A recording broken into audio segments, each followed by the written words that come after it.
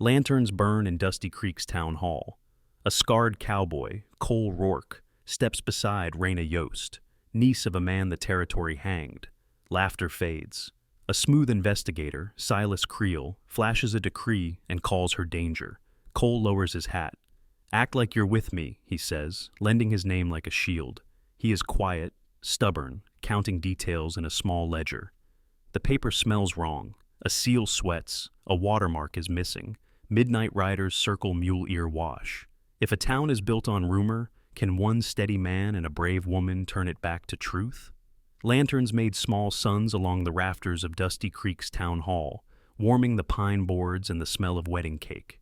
Fiddle music tugged couples into easy circles. Laughter rose, then thinned as a young woman stepped through the doorway and stopped, alone as a fence post in snow. Raina Yost. Folks knew the name. Niece of Ira Yost, the man the territory had hanged last spring for treason, after a hurried hearing that left a sour taste in a tidy headline. People slid their eyes off her the way you skirt a skunked creek, polite, careful, distant. She wore a simple blue dress and carried a bone comb in her palm like a promise she might yet keep for herself. When the bride waved, Raina smiled back, small and brave. No one asked her to dance. She moved to the wall near the lanterns, trying to be less visible than the shadows.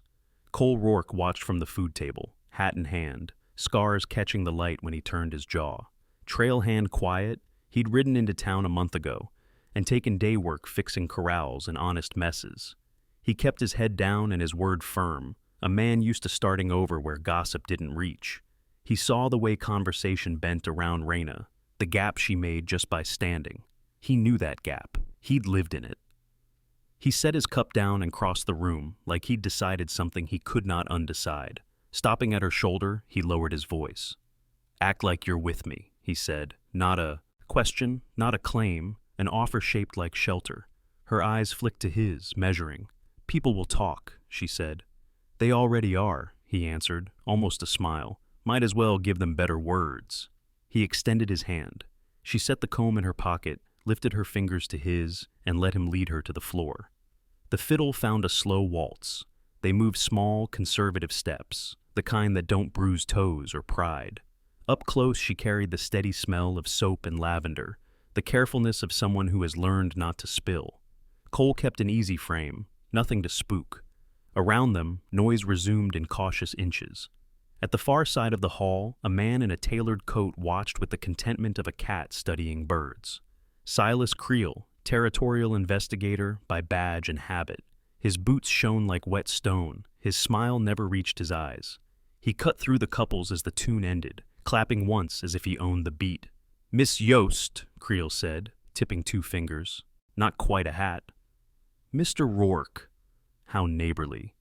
His gaze slid to Cole's scars, then back to Raina. "Old stains on a family name don't launder easy. Best not to gather new ones after dark." Cole didn't rise. "Evening to you." Creel's smirk leaned. Newcomers rarely grasp what keeps a town safe. Files do, decrees do. He tapped the tin star at his vest pocket with a single knuckle. The metal answered dull, like a coin stuck in mud. "Enjoy your night." He drifted off, collecting smiles he hadn't earned. Raina let out the breath she'd saved. "He likes to frighten people," she said. "He likes to win before the game starts," Cole said. "Some men do that with rope, some with paper." They walked to the refreshment table. Widow Alma Pike, who fed mouth and rumor, both when it suited, slid a plate across to Raina without looking at anyone else for permission.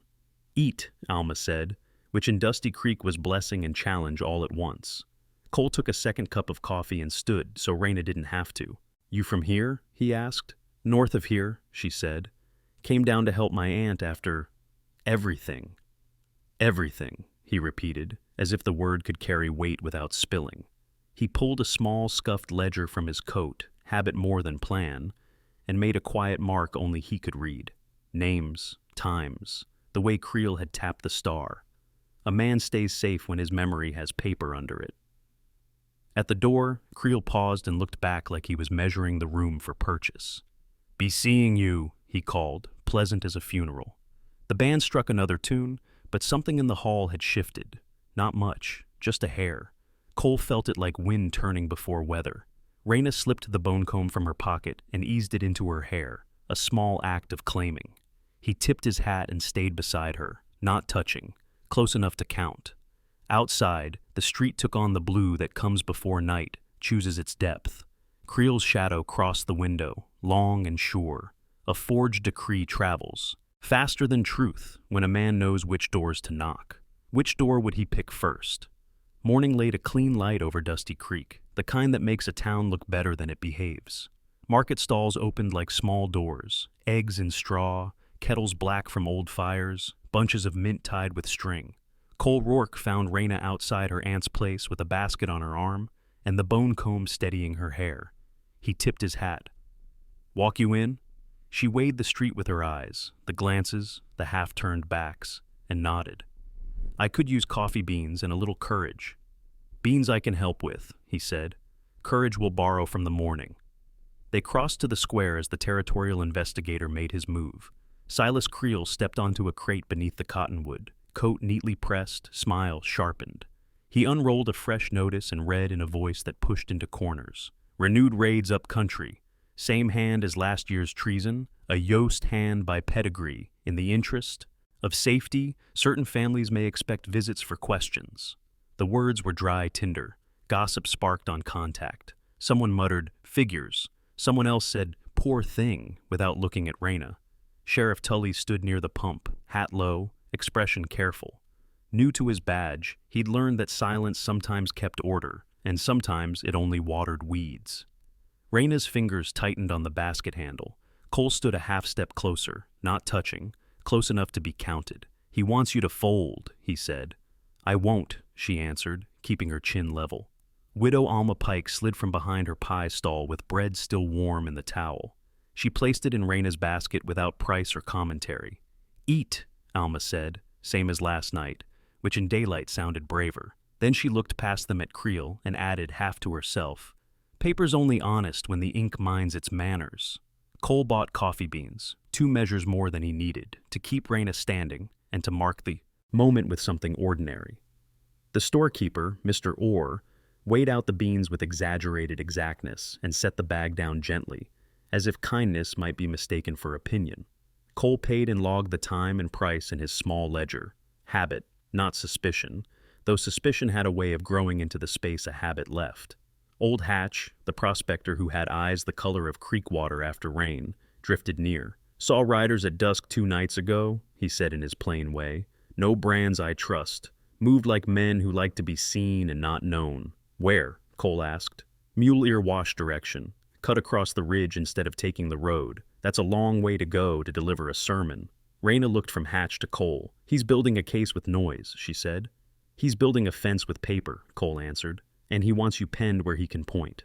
Creel had finished reading. He stepped down and folded the notice with care, speaking to 2 men in clean shirts and new hats. Hired. Hands by posture, if not by pay stub. They laughed at nothing in a way that tried to look like confidence. When Creel spotted Raina and Cole, he lifted 2 fingers in half salute, friendly as frost. Sheriff Tully finally threaded through the crowd to them. He touched his brim. "Miss Yost, Mr. Rourke." He cleared his throat. "The investigator is within his authority posting alerts." "Is he within it naming families without cause?" Cole asked, mild as dust. "You've got a file thicker than that notice to say Yost means raid?" Tully's jaw worked. "I've got what I've got," he said, which sounded like a man wrestling with the size of his own shadow. "If trouble walks, I'm obliged to keep the street straight." "Street's straighter when the names are right," Cole said. "Ask him for dates and miles, not adjectives." Raina met the sheriff's eyes. "I'll answer any lawful question," she said. "I won't answer to rumor." Tully looked at her a long second, something like respect setting in. "Understood," he said, and moved on to be seen being even. They finished the market slow, on purpose. Cole chose a length of thread for nothing he needed, to keep Raina beside him in daylight. A boy in a cap brushed past and slipped a scrap into Cole's palm without stopping. Cole didn't look at it until they rounded the corner by the livery. The note was written in a careful child's hand. "Mule Ear Wash. Tonight. Paper trade." He folded it once and slid it into the ledger. "Hatch's riders have a schedule," he said. You're going? Raina asked. Maybe, Cole said. Maybe I'm just going to stand where a man who lies prefers there be no witnesses. Raina took a breath that sounded like the start of a song and nodded. I can copy letters, she said. My uncle taught me to match script. If we see anything worth keeping, I'll draw it clean. He studied her face, the steadiness, the fear that didn't ask to be eased, and tucked that too into his memory. Then we'll walk there, careful, and walk back. Careful, he said, and we'll keep to law like it's a narrow trail. They stepped out of the sun into the livery's shade. Across the square, Creel leaned under the cottonwood with his 2 men, the notice bright as bone behind him. He watched them go like a man counting pieces before a game begins. Night would offer cover or company. Which would they find at Mule Ear Wash? Before dawn, the knocking came hard, the kind that expects obedience. Sheriff Tully stood on Raina's step with 2 troopers he'd borrowed from the patrol, and Silas Creel behind them, coat crisp, smile ready. Lantern light turned the hall to amber. Cole was already there. He'd slept in the chair by the stove like a man guarding a fire that must not go out. Miss Yost, Tully said, voice careful. The investigator has a decree to reopen the matter of last spring. You're requested for questioning. You'll be treated civil. Creel produced a rolled paper tied with ribbon. Territorial authority, he said, savoring the words. He set it on the table for effect. We finally have room to make sense of old stains. Raina swallowed this and reached for the ribbon. Then I'll read what accuses me. She unrolled the document and let her eyes travel. Top seal pressed neat as a coin. Script too tidy by half. Language leaning grand where the law ran plain. She lifted the page toward the lamp. No ghosted watermark. Territorial paper bore a faint rosette when lit right. This wore nothing but confidence. She found a line near the middle, hereafter, where every statute she'd copied for her uncle had said hereinafter.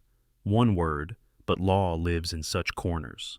This the only copy? She asked. Creel tapped a second rolled sheet in his bag.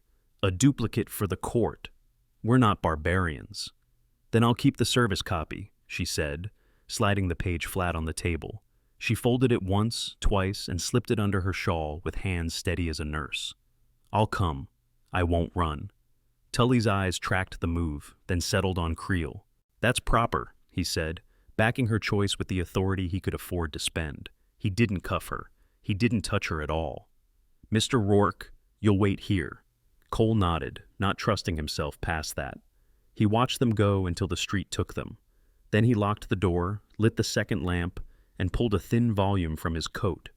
Territorial Code, beat up from 3 owners. He flattened Raina's copy beside his own cheap ledger and read like a man learning a new prayer he intended to mean. He wrote in neat strokes. Paper, no watermark, rosette missing. Seal, too clean, no smear, no grit. Phrase, hereafter used. Statute prints, hereinafter. Demand chain of custody plus ink test, heat. Witness, sheriff present at service. He closed the code and opened his ledger to a blank page titled Creel. The habit had saved him before. It might do so again. A bootstep sounded at the back. Widow Alma slid in without knocking, clutching a kettle and a face set for battle. Coffee, she said, setting it down. And I brought the box under my bed I swore I'd never open again. She nudged forward a tin with old papers tied in string.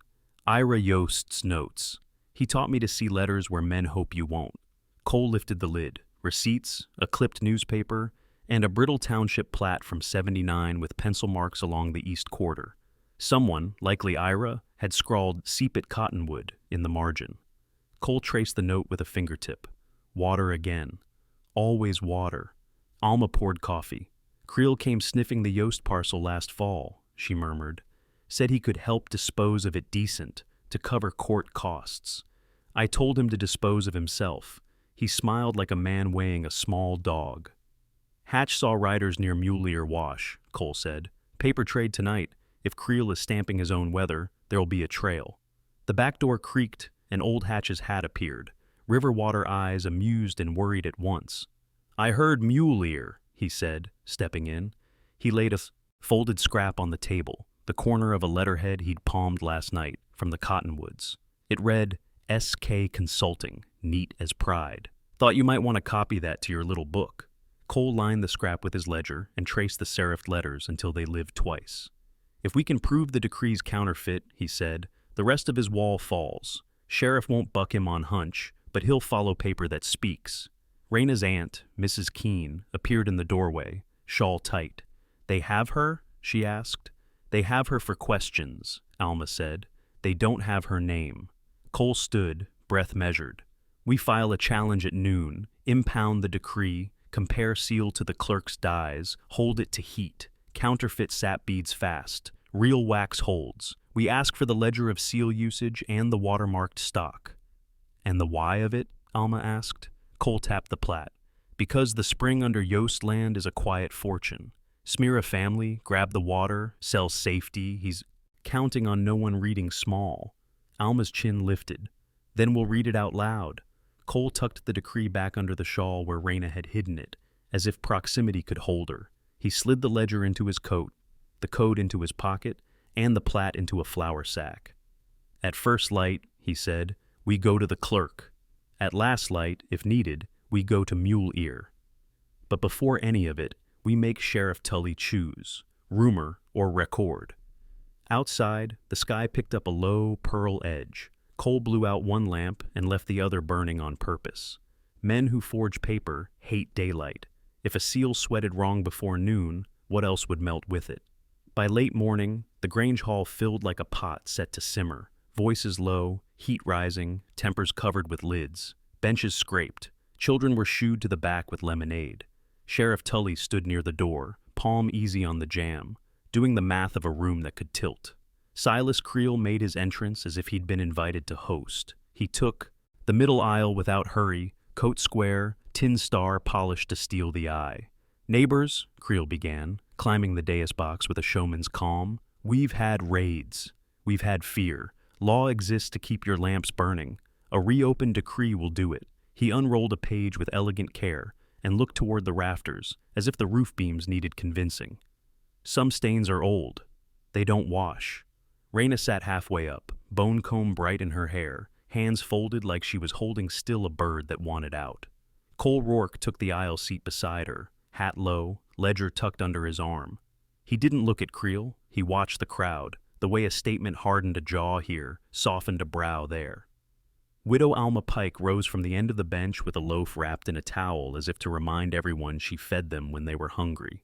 Raina Yost nursed Mrs. Dillard through the winter cough, Alma said, voice steady. She carried soup to children who bore no name worth writing in any book. If law's so sure of itself, let it stand in daylight. Bring your seals, bring your paper. Old Hatch's hat lifted above the row behind. Saw pack trains duck off near Mule Ear last night, he said. Not the road any decent freight takes. Looked like men who prefer shadows to receipts. Murmurs moved like wind in grass. Creel smiled, all patience. A prospector's night eyes are a poetic instrument, he said. We will rely on facts. And I bring them? He tapped the unrolled page. Affidavits, findings.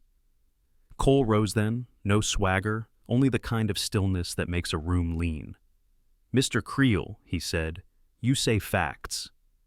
Let's use the clerk's facts. I ask for a public comparison before this crowd. Your seal against the clerk's dies, your paper against county watermarked stock. Heat the wax. If it sweats wrong, we all see it wrong. If it holds, I'll sit down quiet. A pause held like a breath before a verdict. Sheriff Tully worked his jaw and nodded once. That's plain as a fence line, Mr. Creel? Creel laughed softly, as if amused by a child building a wooden jail. We won't scorch official papers for a cowboy's theater. Then bring your duplicate, Cole said. You said you had one. A duplicate that won't faint under lamplight shouldn't fear the sun. This time the murmur favored him. June Avery, the schoolteacher, lifted a hand. I'll read the territorial code for the room, she said. Seals are public instruments. Inspection in full view isn't theater, it's order.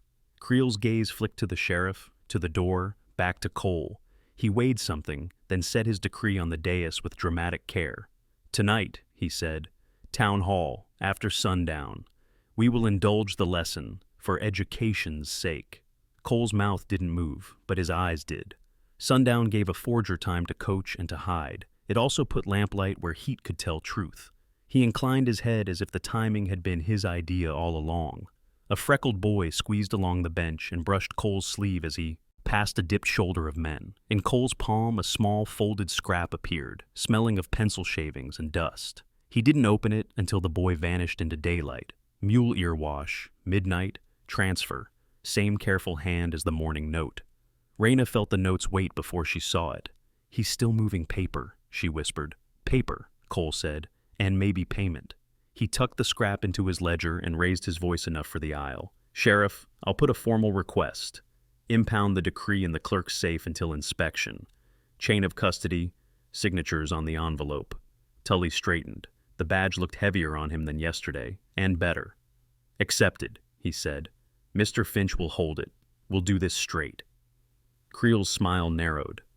"I admire this town's appetite for civics." "We admire clean tools," Alma shot back, to scattered nods. The meeting thinned by degrees, the way summer clouds unravel. Outside, heat had gathered in the street like a second crowd. Raina and Cole stepped into it without touching. She tilted her face to the glare and blinked it down. "You'll go to Mule Ear," she said. "Yes," he answered. "With Hatch. With eyes, not fists." "I can copy handwriting by lantern," she said, quiet certainty in her tone. "If you bring me a glimpse, I'll give you a page." He looked at her then, really looked, and gave the smallest nod. "Tonight we hold the town with ink," he said. "After midnight, we hold the truth with witness." Lanterns would lift in the hall at sundown. Somewhere past the cottonwoods, another lamp would burn, where no clerk signed the ledger. Which light would the town believe by morning? Cole filed the challenge at noon with a calm hand and a clean shirt. In the county office, Lucius Finch counted out procedures like a prayer, seal the decree in a heavy envelope, sign across the flap, list each name that touched it. Sheriff Tully signed first, pen scratching like a cricket. Cole signed next as requesting witness, then slid.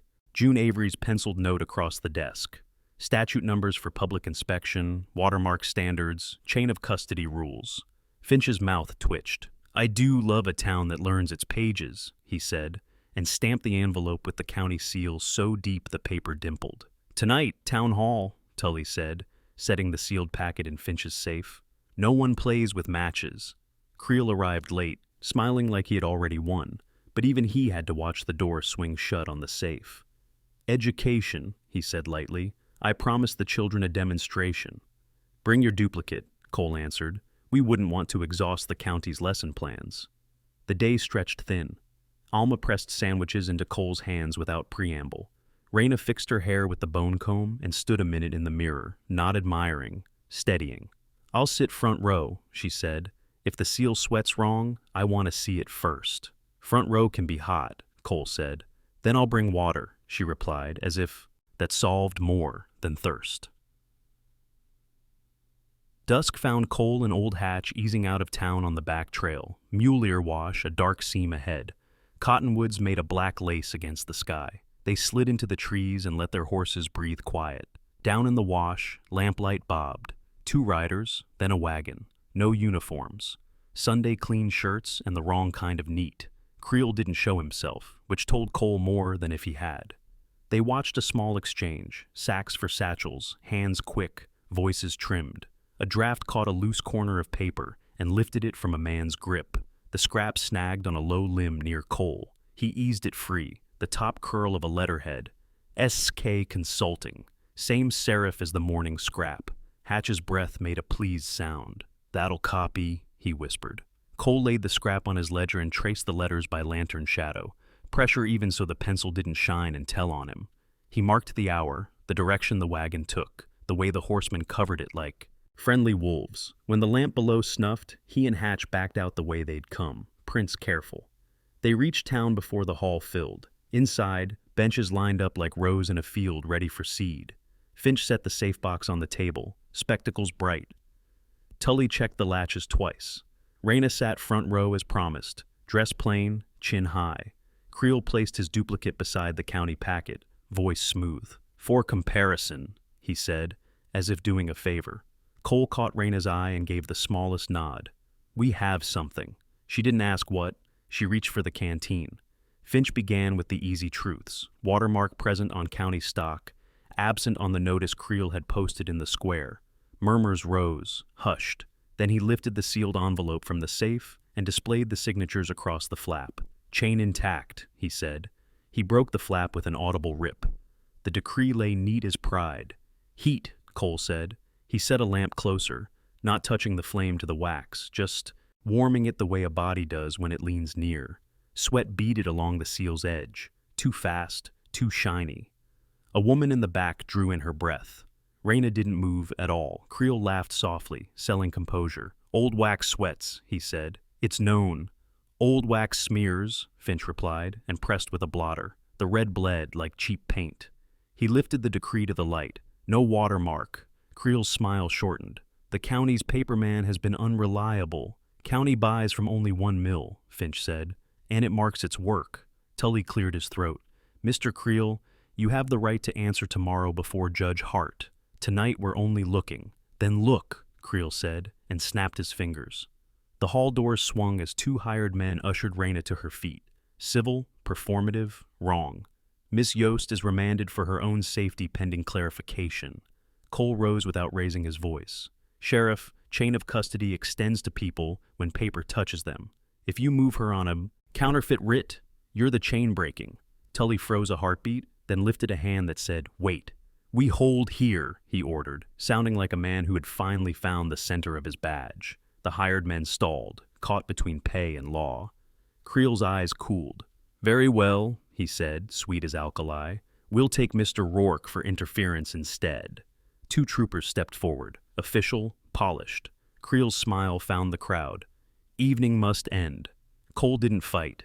He passed the ledger to Alma, flat and plain. 1 hour, he told her. "Give this to the judge if I don't walk out with the sun." Alma slid the book under her shawl like a newborn. "You'll have your hour," she said. They led him toward the door. Raina didn't call out. She stood steady so he could carry that steadiness with him. The hall murmured, split between relief and appetite. Outside, night pressed close.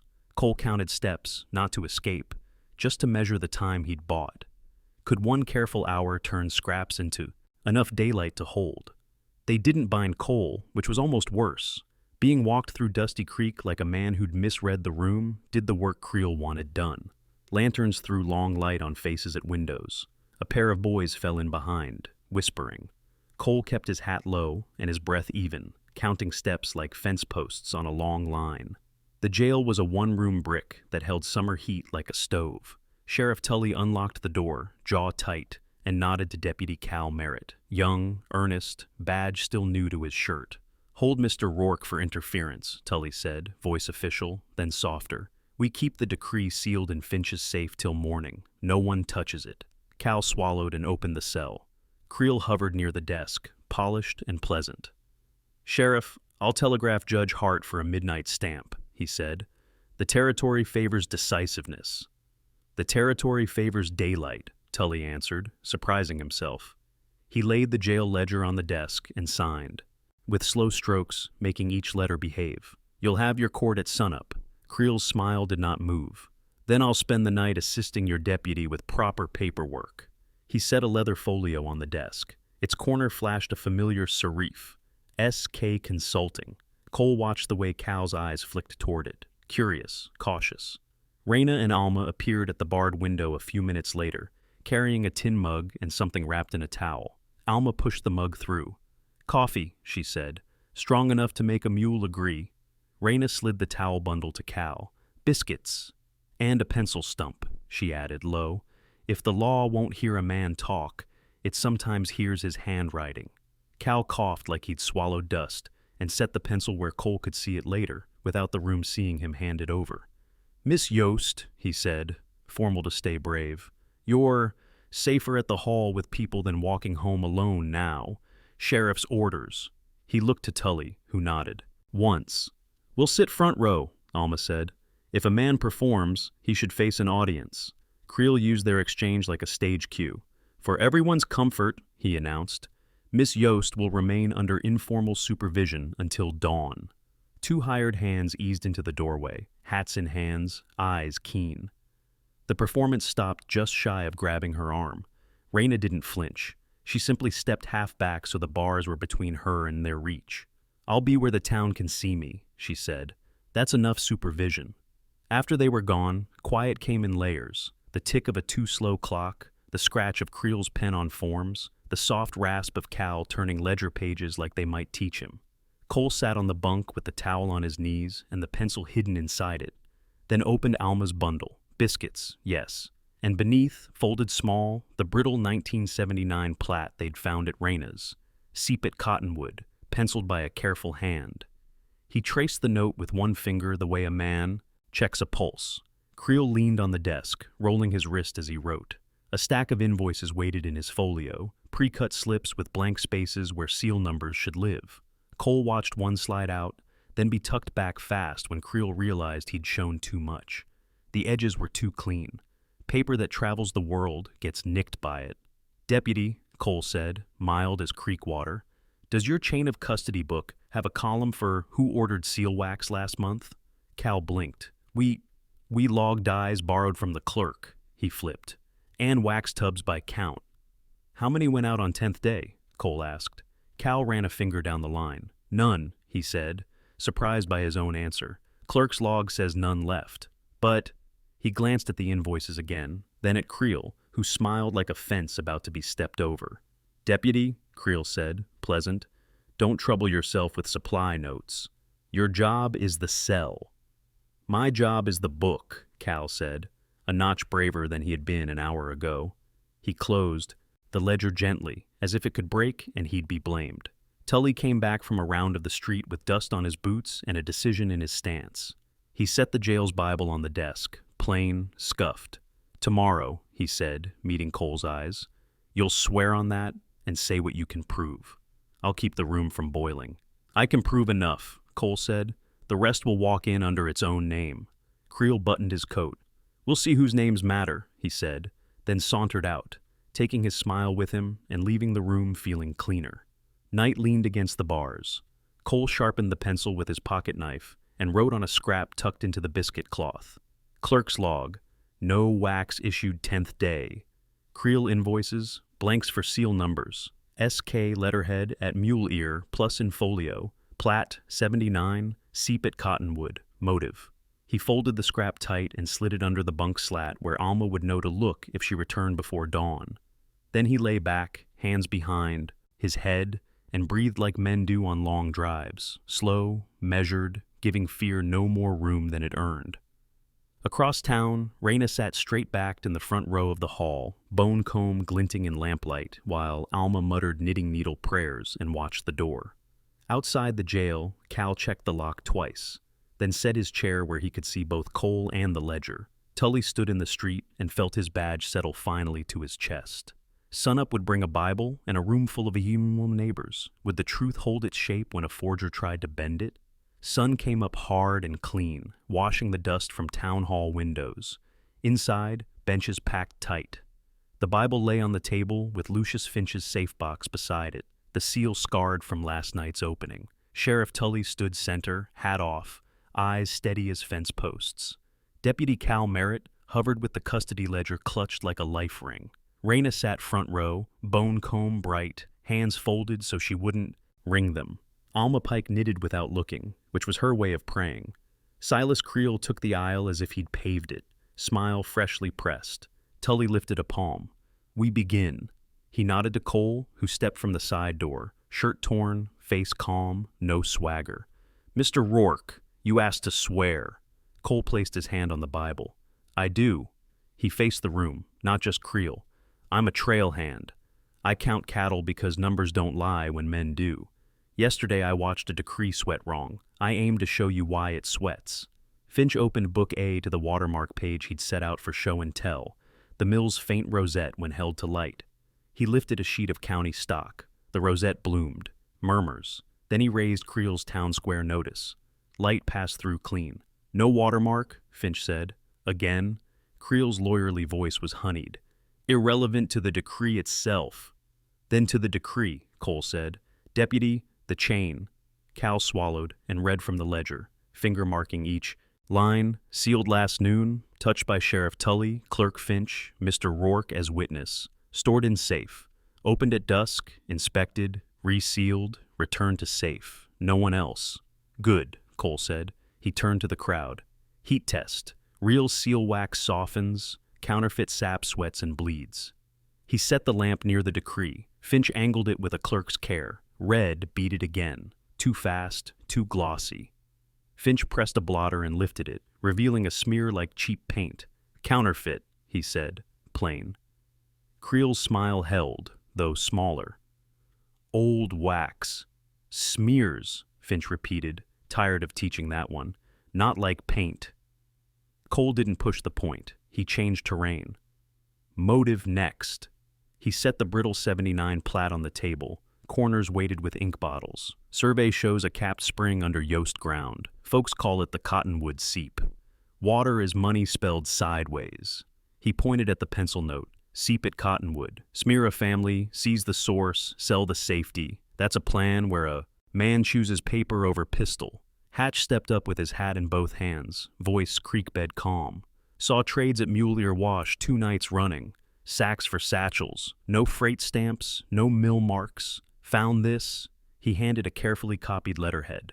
SK Consulting. Same serif as the scrap that blew to us. Raina rose without being asked. I copied that by lantern, she said, holding up her clean duplicate of the letterhead and a sample of Creel's curled signature from public postings. The hand matches downstroke for downstroke, including a hitch on the K that doesn't belong to any clerk I know. She set the pages beside Cole's ledger of dates and sightings. Creel laughed. A seamstress of letters. Charming.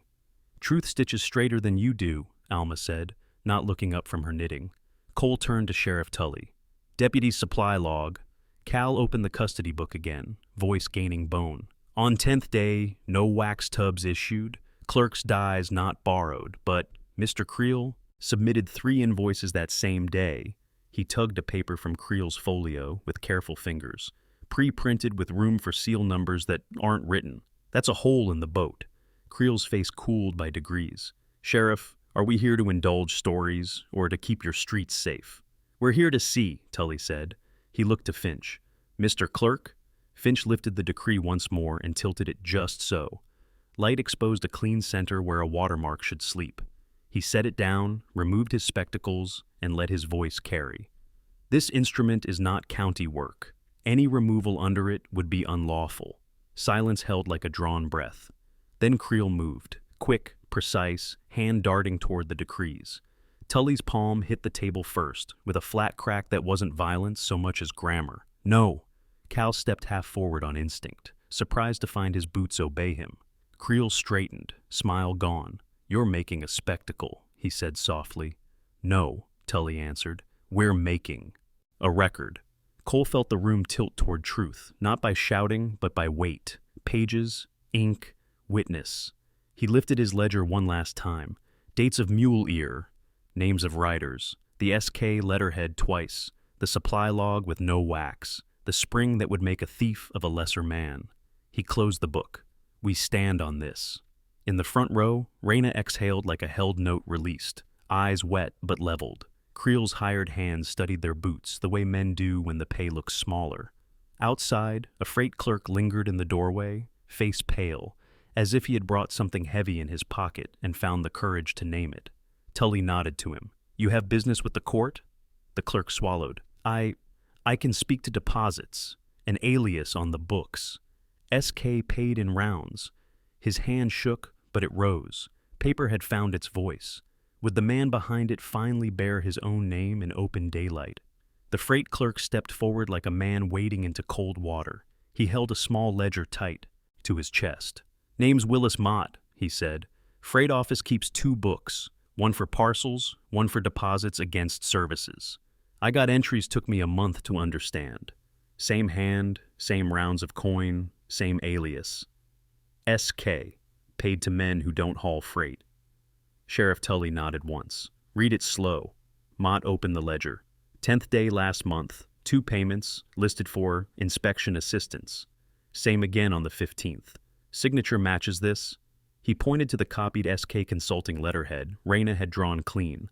Clerk at the back room stamped them private on Mr. Creel's say-so. Creel's smile turned calm enough to be dangerous. I inspect barns.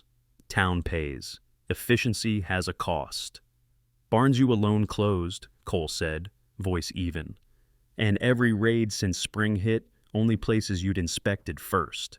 He touched the 79 plate. And they circle the Yost parcel like wolves learning a fence. Finch, who had kept to ink while men talked, lifted a slim file he'd fetched from his bag. I have one more thing, he said. The county dies log. He slid a page onto the table. Seal impressions every time a die leaves my cabinet. None for the dates on Mr. Creel's notices. But this is more curious. He raised a brittle invoice Raina and Cole had glimpsed last night. It lists gum resin red purchased from Barlow's Mercantile by Consulting Office, the kind used to color counterfeit wax. A ripple traveled the benches. Alma paused her knitting without meaning to. Hatch breathed, "There's your sap." Creel still did not flinch. "You've stacked coincidence like cordwood," he said, "but you've proved nothing that ties me to a single unlawful act." "Then let the ties speak," Sheriff Tully answered, and he surprised the room by turning his gaze not to Creel but to Deputy Cal. "Deputy, read the chain entries you wrote last night." Cal swallowed, then straightened, as if the ledger had lent him spine. "Custody book shows, the decree sealed at noon, handled by the sheriff, Mr. Finch, Mr. Rourke, opened at sunset for inspection, resealed and returned. No gap." He shut the book gently, but I made a second note, unofficial. Color rose in his ears. Mr. Creel attempted to borrow the clerk's die after hours. The clerk refused. Mr. Creel then offered to simplify with pre-printed forms. I wrote it down because it felt wrong. Creel turned, measured, toward Cal. "You misunderstand ordinary aid, son." Cal held his ground. "I understood the part where you told me not to look at supply notes." From the doorway came a voice that had not spoken in a long room. "And I understood the part where you asked for a private look at the Yost title." Mrs. Keene, Raina's aunt, stepped forward with a folded letter. "You came to my kitchen last fall, Mr. Creel. You said you could dispose of the parcel for costs. I said no. You left this." She handed it to Finch. The clerk read, then lifted his eyes. "It's Mr. Creel's hand," Finch said quietly, "and it mentions a spring better, managed by county friends." Creel's smile failed him. He reached once, reflex, for the decrees. Tully's hand was already there. "No more reaching," the sheriff said, voice low enough to calm a barn. He turned to the room. "We're done with performance. Mr. Creel, you're under arrest on suspicion of forgery, fraud, and attempted dispossession. You'll answer to Judge Hart on circuit. We'll keep you whole till then." Two troopers moved, not rough, just sure. Creel lifted his chin as if the angle alone could save him. "You'll regret this, Sheriff," he said, voice flat. "Towns forget who keeps them safe." Raina rose, not triumphant, only steady. "We didn't forget," she said. "We learned." Tully faced the benches. "Hear it clear. The counterfeit decree has no force. Miss Yost is not remanded. Anybody repeats that lie in print or shouting can answer for it in court." A long quiet settled, the kind that follows thunder and tells you the storm has chosen another ridge. Alma slid her knitting into her bag and stood. "Then let's mend what paper tore," she said.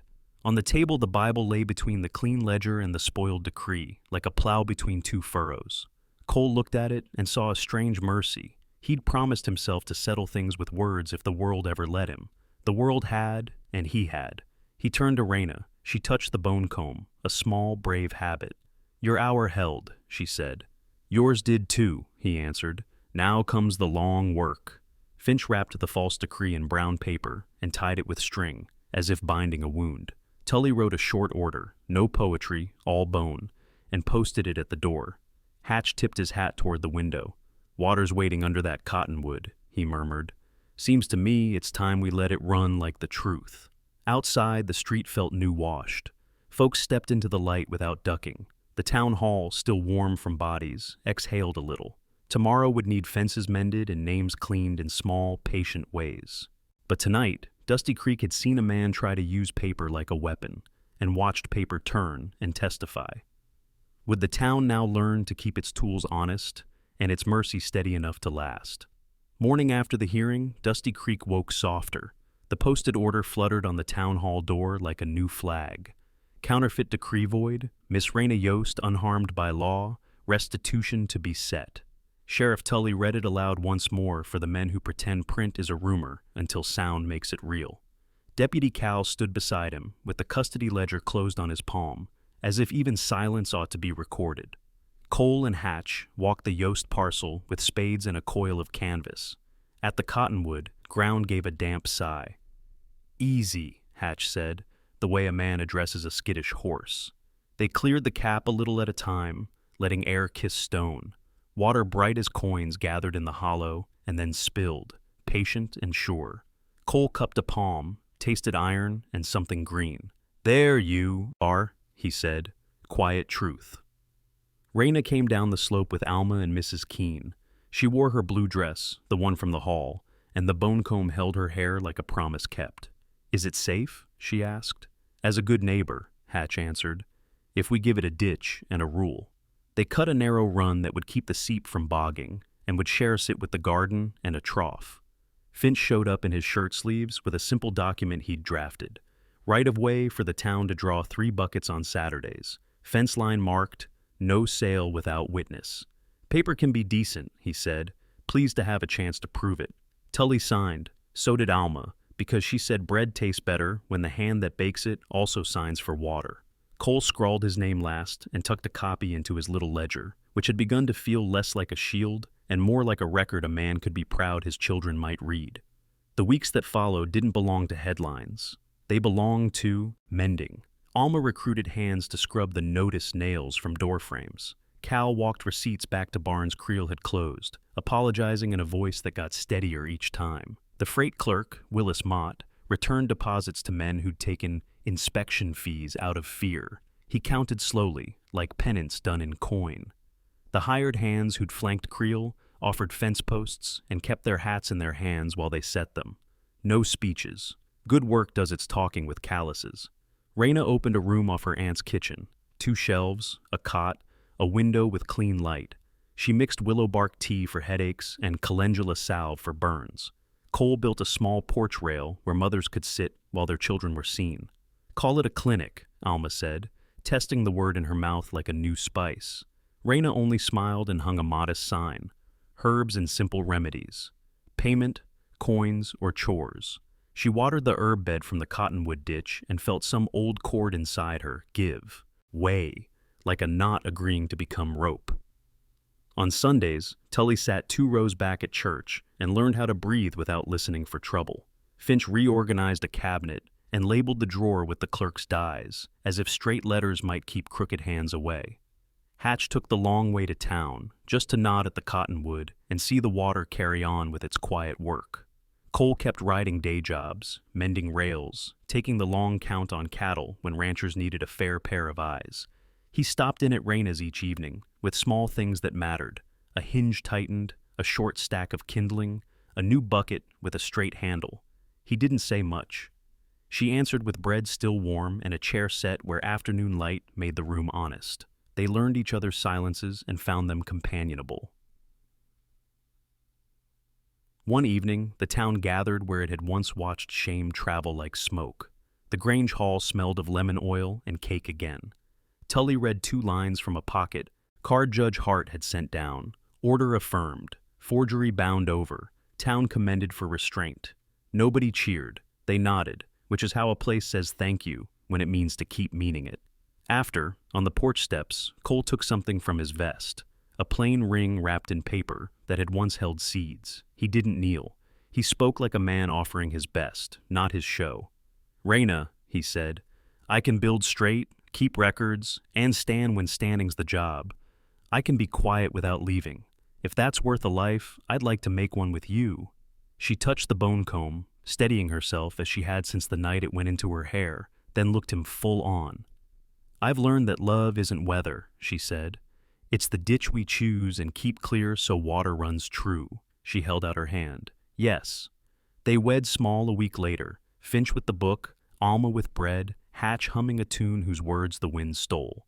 Cal signed as witness with careful letters that no longer shook. After the paper, there was soup and laughter that did not glance around to check itself. At dusk, Cole and Raina walked to the cottonwood. Water moved like a promise you don't need to repeat. He set his ledger on the bank, closed, and slid his palm into hers. The town's noises thinned to a kindness. Somewhere a child called and was answered. They stood a long moment the way people do when they know they are home. Dusty Creek would forget some of this and remember the rest, the way towns do. But the spring kept telling the same story, one cup at a time. Keep your tools honest, share what steadies you, and hold the line with mercy. Water runs true when the ditch is straight, and so do people when they choose to.